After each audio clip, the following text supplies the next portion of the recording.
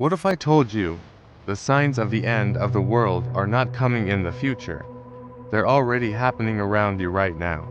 Not in movies, not in theories, but in real life. Predicted over 1400 years ago.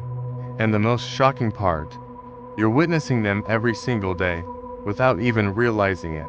In Islam, the Day of Judgment Qiyamah is not just a sudden event. It is preceded by signs. Small signs and major signs. The Prophet Muhammad described many of these signs in authentic hadith not to scare us, but to prepare us.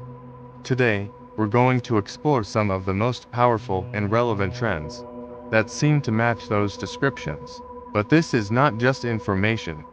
This is a reality check. The Prophet said, "Time will pass quickly.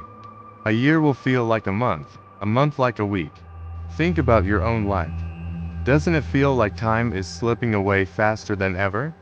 Weeks turn into months, months into years, almost instantly.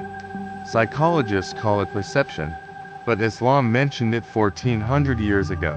We are constantly busy, yet feel like we have no time. Is this just modern life? Or is it one of the signs unfolding? One of the most famous signs: barefoot shepherds will compete in constructing tall buildings. At the time, this sounded impossible. But today, look at cities like Dubai, Riyadh, Doha. Regions once known for deserts and simplicity are now competing to build the tallest skyscrapers in the world. Burj Khalifa, future megatowers. A race toward the sky, exactly as described. The Prophet warned, when trust is lost, then wait for the hour. He was asked, how will trust be lost? He replied, when authority is given to those who do not deserve it. Look around today. People in positions of power, often lacking integrity. Decisions driven by personal gain, not responsibility. Even in everyday life, trust between people is fading. This isn't just social change. It's a sign that was foretold. We live in the age of information, endless content, news, opinions. Everything is accessible in seconds, but the Prophet said knowledge would increase. Yet ignorance would also spread. Today, everyone has information, but not everyone has understanding. False information spreads faster than truth. People speak without knowledge. We know more, but understand less. Another sign mentioned, people will become deeply attached to worldly pleasures, entertainment, music, distractions, consuming hours of our lives daily. We scroll endlessly, watch constantly, but rarely reflect. The heart becomes busy, but empty. Islam doesn't forbid enjoyment, but warns against losing purpose. Are we in control, or being controlled? The Prophet spoke about an increase in earthquakes and trials.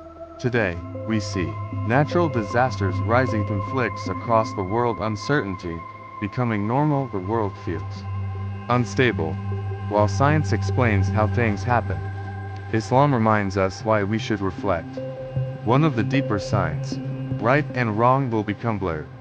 What was once clearly wrong becomes accepted. What was once valued becomes questioned. People begin to follow trends instead of truth, and slowly, the line between right and wrong fades away. But here's something important. These signs are not given to create fear. They are reminders. In Islam, no one knows when the end will come, but everyone is responsible for what they do before it comes. So, the real question isn't, is the end near? But rather, are we ready if it is? Because while the world follows trends, the wise follow truth, and in the end, it's not about how the world ends, it's about how you lived before it did.